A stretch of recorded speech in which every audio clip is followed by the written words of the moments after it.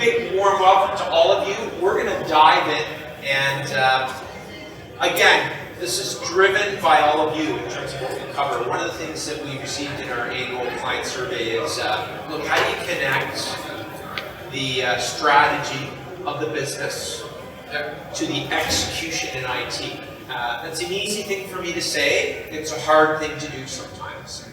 So what we want to do in this session, and this is really about driving innovation and strategic linkage. We want to talk a little bit about how do we create that linkage to the strategy every day, in the nutshell.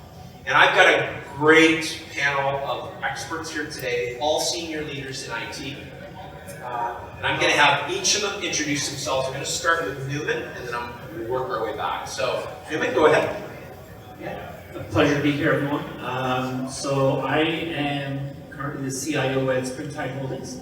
So we are in manufacturing. So really excited to be here and talk about bridging IT. But that's me in a nutshell. It's been in technology for about 20 years and just always working on innovation.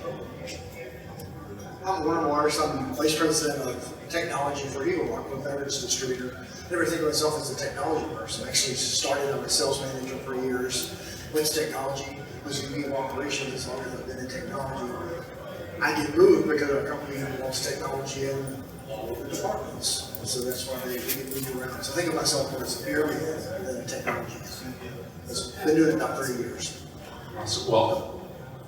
Hi, I'm Ali Mohammed. I'm the COO of Lasso Informatics. We are a medical research software platform and been working in IT for probably 17 years. Oh my gosh, starting to get older. Yeah. Steve and I used to work at TELUS together. He was a lot younger than He was the big boss back then, right? So, what I do as a COO, I have finance and internal IT operations. So my group kind of is multifaceted, but also what's good about in that perspective for us is that we're able to align finance. And as we talk about, as a CFO, essentially I get to manage all of that budget of what my internal IT is doing, and also align what we're doing from an operational perspective, and kind of, instead of working in silos, we're able to kind of have an umbrella organization where we're aligning all of those objectives together. Well, thanks again for inviting me back. Yes, you remember. That's always a good sign. Yeah, that's always a good sign. Yeah. I don't know, that's a good thing. But anyway, good morning, Freddie Martinez. I'm the Chief Information Technology Officer for a company called Morgan Construction out of Edmonton, Alberta. We focus across Canada in the oil and gas and mining. We also have a few big projects out in the US as well. I've managed pretty much everything and anything around technology around the organization, so cybersecurity, application development, data warehousing, and typical desktop support. So the IT strategy and the innovation is in the construction industry is quite interesting, because it's still like a 40 years behind in so many cases, so that you're trying to get them into the next level without increasing extra costs. So there's a little bit of a challenge there, but anyway, so it's quite interesting. Okay, awesome. All right, so we're going to start, Freddie, with yourself. We're going to work our way down. By the way, we planned this. We had a call, and this is all planned. Okay, so we'll see how well we execute the plan, link it to the strategy here. Okay, so Freddie, great question. How do we ensure your team knows the strategy of the business? That's a great question. So let me ask everybody here in the audience, show of hands, how many of you know your corporate IT strategy or your corporate strategy? It's quite a few, which is great.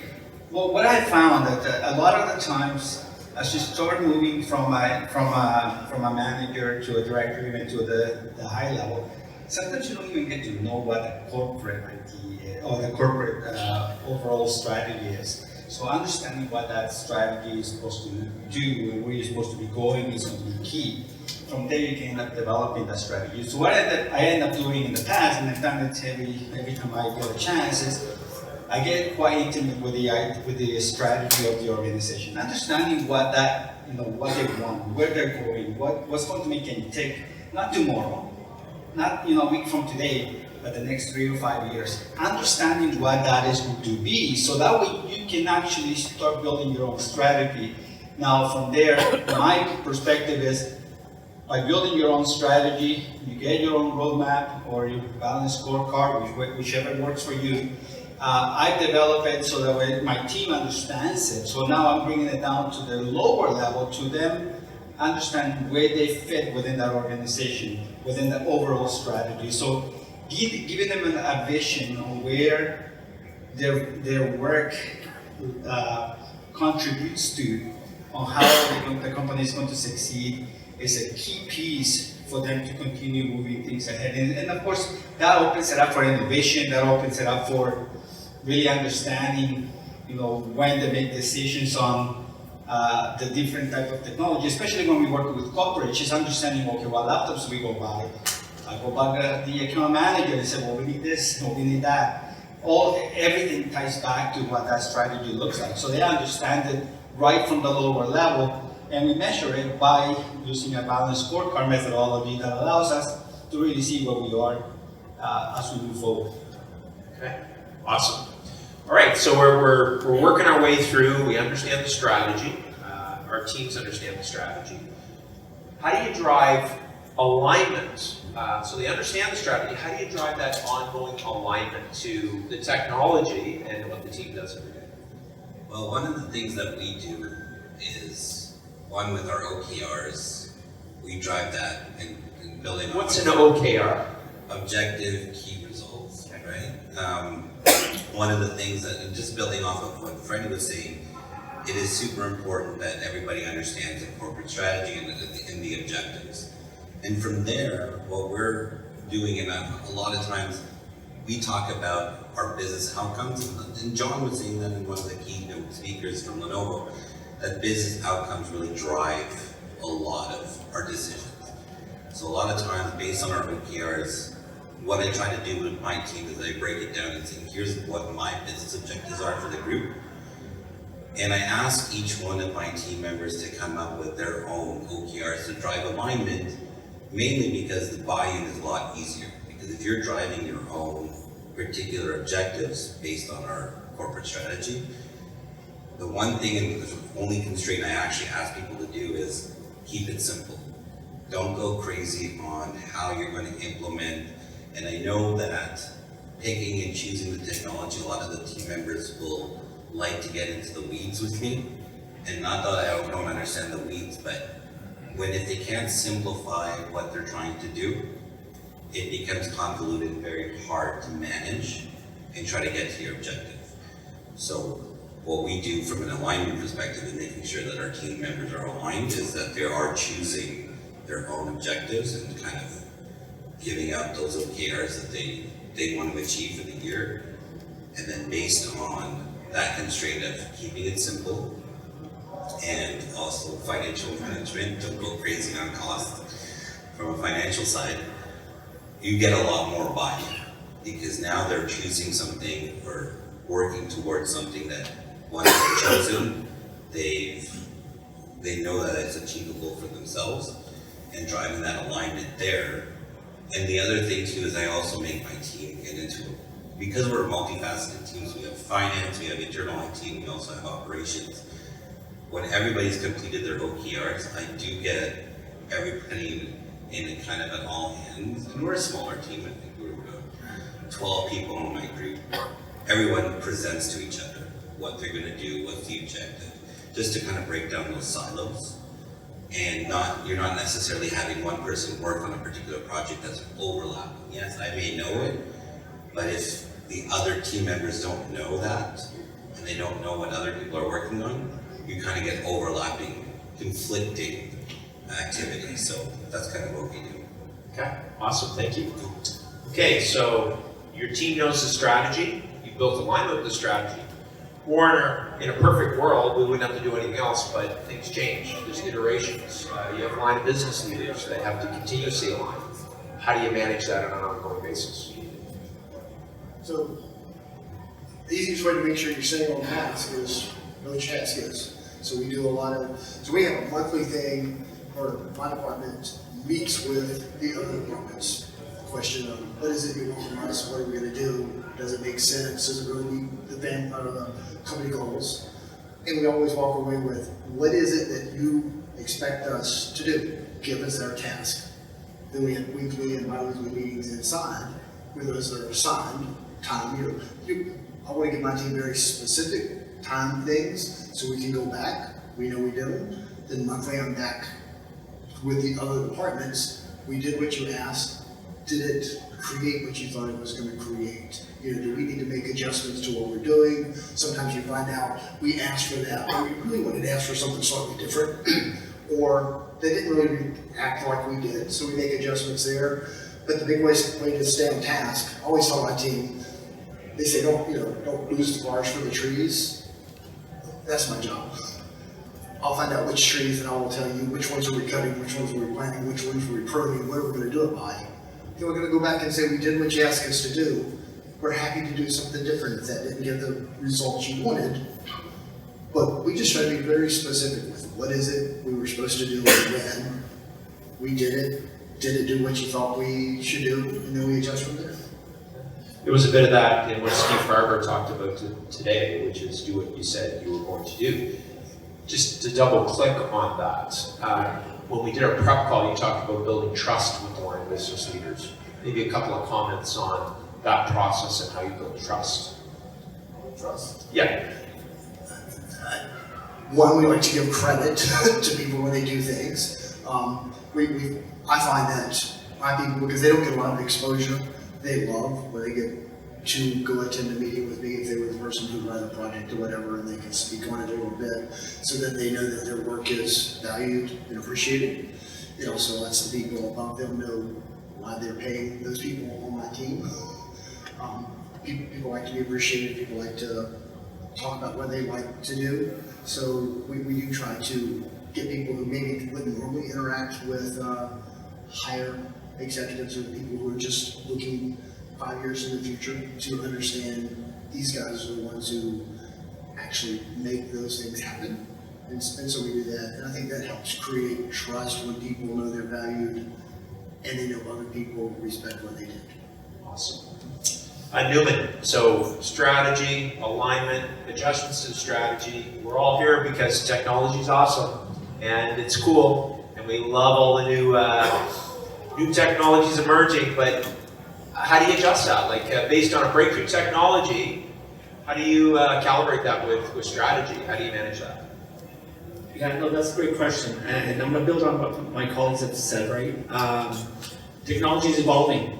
We have AI, we have cloud computing, cybersecurity, data analytics. We can either see that as a challenge or an opportunity of how you bridge technology with business strategy. Building on business strategy is more than just a piece of paper, right? You guys put up your hands, but are you reading that piece of paper or really understanding what that strategy is, right? What I tell my teams to do is connect with the business, meet with the business, because that's the only way you really understand that strategy. So once you understand the strategy, you can look at what the technological advancements are and tie it to that strategy. We brought up the point about 3 to 5 years out. We always think, what is the next biggest win? But how do we really look at that roadmap, right? The other thing I tell my IT leaders is be business leaders first. When you're business leaders, you're thinking about, A, what are my challenges, but what is the end customer? And then you brought up the point about trust. You're building that trust with your business partners because IT is never seen as a partner. We're delivering something. We heard about cost center, all these other things, but then you're really valued as a partner. You're coming up with ideas because as you're assessing these new technologies, you're saying, hey guys, we realize you have problem A. I learned that this may help you solve that problem. And then that is bringing up a new advancement there. And I'm going to use agile methodologies. I was going to leave that out, but building on some of these conversations, how do you deliver that value sooner? Because when you're working in that methodology, you could see an emerging technology and you can be more flexible. So the key is flexibility, adapting, and building that trust. And what I'm going to end with is, everyone is all in on AI. We heard about it all morning. But we took a step back as an organization. Instead of saying, hey, we have to look at what is the right technology we want to focus on. So we said, okay, cloud, maybe not. But in manufacturing, and we heard from Microsoft, manufacturing is who's adopting AI first. So we said, okay, we're purchasing raw materials. With all the other landscape and COVID happened, how do I optimize purchasing my raw materials so I have more money in the bank? How do I optimize my manufacturing processes so I can optimize and sell what I need? So to bring it all together, it's about flexibility, understanding the business needs, open communication with your business so they really understand that you're valuable for them, and then bring it all together that allows you to be adaptive, right, with your technology roadmap. Roadmaps get stale, and that's where you stay on top of it and align the technology with the roadmap. Awesome. Okay, so what I'd like to do is I want to allow, we've got about 11 minutes left, I think, and then we'll get you to lunch. But what I'd like to do is maybe 1 minute each. Any final thoughts on this, and then we'll open it up to the audience for questions. Yeah, so so just to feed from everybody's message, you gotta think of what are you introducing to the business, and to build trust, you gotta show them where the value is. What are you giving them back by using technologies that make sense, which will drive your strategy, will make you successful, and will put you in a position where they will allow you to do what you need to do for the business in the future. So measuring everything you do is key in rewarding yourself and allowing you to be in front of those leaders and saying and showing them what you've been doing and how you've been helping the business will take you all the way out. So track it, deliver it, celebrate it. I think the strategy overall is a piece of paper, but at the end of the day, actions actually will speak louder than anything else. Well, Freddie said the stuff I was thinking of, but Freddie, come on. We talked about this. it's just joking around. But we, based on, business outcomes and what we're trying to do for the business, it's always, at least from our perspective of our groups, we're always thinking about how do we improve also our team members' experiences, especially as IT, as you're partnering with internal people, and we look at it from the standpoint for not only just from an IT perspective as well, but how does finance also leverage IT to make that employee experience that much better, right? Simplify expense reports, same thing with internal IT, how do you make things much easier so I'll talk about it from a development perspective. We are leveraging OpenAI to kind of connect into our code base to do code reviews, things like that. So we're kind of looking at integrating OpenAI into our IDEs. An IDE is just a programming, it's a program that you use to develop. But anyways, that is exactly what we're trying to do from an internal IT perspective, is just simplify that user experience or that team member experience.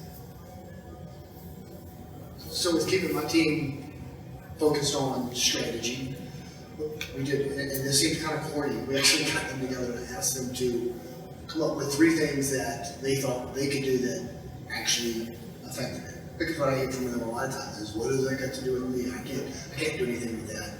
And then based off of that, we got them invited to, it may have been a sales meeting, it may have been a warehouse operations meeting, one guy actually even went to the delivery and logistics thing to say, this is stuff that we think we could do, are y'all interested?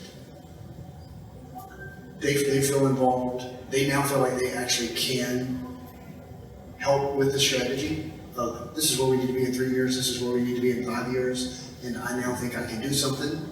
But we're always enabling another department. So go talk to them and see if they agree with you. If you now have the technology team and the department you're going to help, both believing that's going to work, people get excited about it, and it works more often than if you didn't do it that way, if you just assign tasks. Yeah, having that open communication on an ongoing basis and adjusting. Final thoughts? Yeah, I think I'm just going to build on what everyone is saying, but it's tracking it is great, but also questioning it. Why? Because there could be a different way to solve that problem. So really understanding the why behind everything, right? In our company, so as a holding company, we have 5 individual companies. Each has their own business strategy. But if I started building an IT strategy for each of them, I would never get anywhere, right? So it's really asking, how are we getting there? How can I build a strategy that aligns all 5 companies? Because in the end, what makes it easier for them is now I'm not spending 5 years building a strategy here, we're all getting there together. So once you start asking those questions and unpacking where they really want to go, it helps you get there faster, and you can really build that. We all talk about relationships and trust, and that's how you get there, right? So that you can really understand and help them solve their problems. Awesome. All right, so we have a few minutes left. Questions? 5 minutes left? Okay, question down here. Do you want to grab the mic, please? Okay.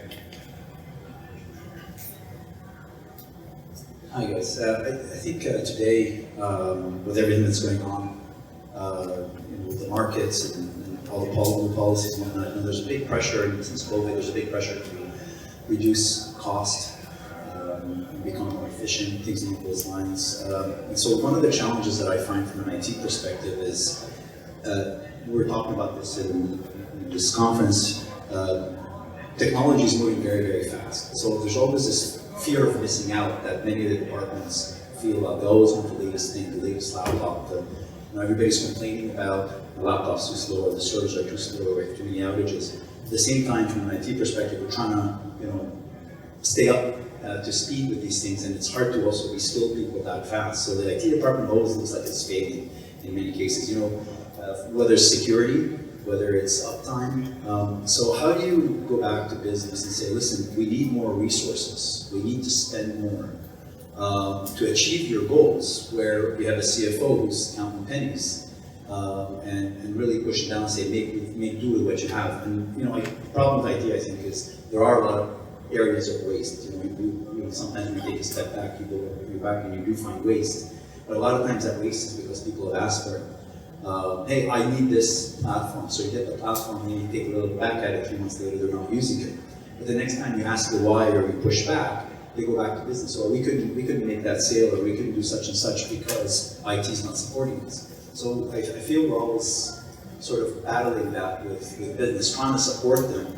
But I don't think a lot of them understand us, and I think IT's failures or missteps or whatever you want to call it can have a significant impact.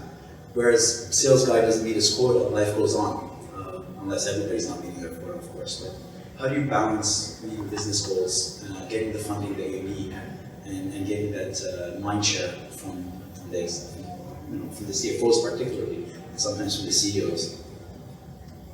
So I mentioned that you gotta know your corporate strategy to be able to develop your strategy and bring it down to your team.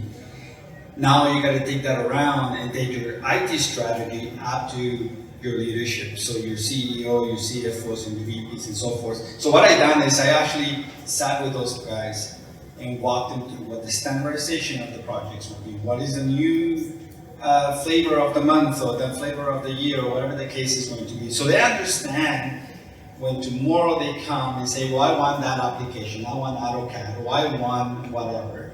And I said no. So and it's not a no because I don't want to give it to them. One, I'm pleasing the mind of the CFO from not spending more money on something that we don't need. Secondly, I get to understand what their requirements are. A lot of the times, and I've been in that situation where a lot of the times they'll come and say, hey, I want give me Adobe Professional because I want it, because I need to create one piece of software, one document. There's always a way around to different things, and it's having those conversations and understanding where they're coming from, what they really need, and then perhaps you already have a solution already in place that you can actually sell them instead. So for me, it's all about informing and guiding that message across and enforcing it in some cases to ensure that one, I'm not incurring extra cost, and secondly, I'm driving what my IT strategy is to say, this is the standards, this is what we actually set you to do, and your leaders have all approved it. So you get approval from the top down, but you're also getting approval from the top, from the bottom top to the top. So really getting them to understand what you're doing, what you're focusing, and really making sure one is saving money for the company, so that way you're not wasting money and duplicating your tools. And secondly, is really educating your teams and your employees and your staff and everybody else, so that they understand where you're going. Awesome. Other questions? Question over here. Probably have 2 more questions, and then we'll get you guys to lunch, if that's okay. Okay, well, I do have a follow-up question to the gentleman's question here. Well, we are definitely in a challenging environment with trade wars. However, the way I see it is an opportunity rather than going on tariffs, trade war, etc. Looking at businesses trying to push forward to reduce their costs and become more efficient and become more competitive. And I feel like there is a big IT opportunity here to partner with businesses and to look at how we can streamline better processes, how we can reduce our costs using automation, using AI, and using a lot of other technologies available. I don't know if any of you folks have been looking and doing something like that in your organizations. One thing that we always try to do is, reduce costs. That's good. We get profit sharing. We already reduce costs. So we just always do is what we're doing generating profit, or is it necessary? Is there a better way of doing it? And so, always bring up the thing of, we're mostly a trucking company. We could save a lot of money by not buying gas. No, you couldn't. So we do what are we trying to accomplish? And is the cost worth doing it? And if it is, we'll do it. And that's why we have our interdepartmental meetings, and everybody is free to come up and say, well, I heard we could do this. Why would that not work? That would be cheaper. And then give it a discussion. I find sometimes I'm like, I don't want to do it. And then I have to say, it's because I don't like change. That actually might work. That might actually be cheaper. But if a business will stick with, why are we doing it? Do we need it? If it does, do it. And I think when you involve all the departments, it's easier to get the approval for the stuff you need because we've agreed it actually generates money at the end of the day. Just actually, Yeah, I think we have one quick top-up, and then we'll go to the question. I guess we push automation as much as we can internally. And you know what, for us at least, in a lot of businesses, to save money, is find ways to leverage AI. We're trying to build an AI strategy, but automation is a key component to driving costs down. Awesome, thank you. Last question. I was wondering if you guys had any thoughts on, because we're small IT organizations, we're always behind, we can't keep up with the business objectives, about empowering other departments and the creativity from the engineering teams, from those technologists that are out there. Do we allow them to put in the tools? Do we let them go out there, get creative, go fast? Or should we centralize and keep it all to ourselves, but then fail at doing it fast enough? And so I think I can take that one. So that's actually, I joined this organization about 5 months ago, and that's near and dear to my heart. We have the 5 companies, but one company has a larger IT team. Some of them have 1 person, some of them have 0. So that, in my opinion, it's a balance. It's a fine balance, right? It's giving them the opportunity to go find those things because they could find a creative way to solve a problem, but also how do you keep a pulse on what they're doing? Security is top of mind for me, right? So it's, hey, I want to do this. Okay, you're empowered to go figure that out, but please come back and check in with me. So that's a culture that we built so that they can come back and say, hey, I found this out, and this is how we're doing. And my team is saying in the front, so they don't know this yet. But part of this is there are some things that I need to centralize, because if I centralize those, I can free up their time to focus on other things. And rather than have 5 people or 1 person looking at network management, security, deployment, maybe 1 person takes that from one of those companies, and some of those pieces become centralized. So I think it's, and we heard it in our keynote, I think it was yesterday, you don't want to necessarily stifle, and every organization is going to be different, so I'm going to use the shadow IT. I'm actually encouraging it to a certain extent, so that we can see what opportunities are out there. Awesome. It's a pretty good answer. One quick top-up. Quick top-up. I agree with you on that. We provide smaller discretionary budgets on POCs, so we allow for that flexibility and that kind of like internal shadow IT. We always tell people, don't go out and make a long-term commitment, do short-term commitments so we can test it with POC. Then we bring that into internal IT, and then once we know it works, then we can kind of like bring in internal IT involved to automate it. How do we make it more efficient? But also, how do we, from a procurement perspective, how do we negotiate that contract down, right? And make those long-term agreements. So it's a fine line, but I think you need to enable different groups to have their own internal POCs tested. Awesome. So, want to bring us in for a landing here so you guys can all get fed. Huge thank you to all of you. I know that it's a big commitment coming to QBITS, but I'm a firm believer that, you know, great ideas get generated from all of you, and we can be inspired by those and take them back to our organizations. So, big round of applause for our panelists.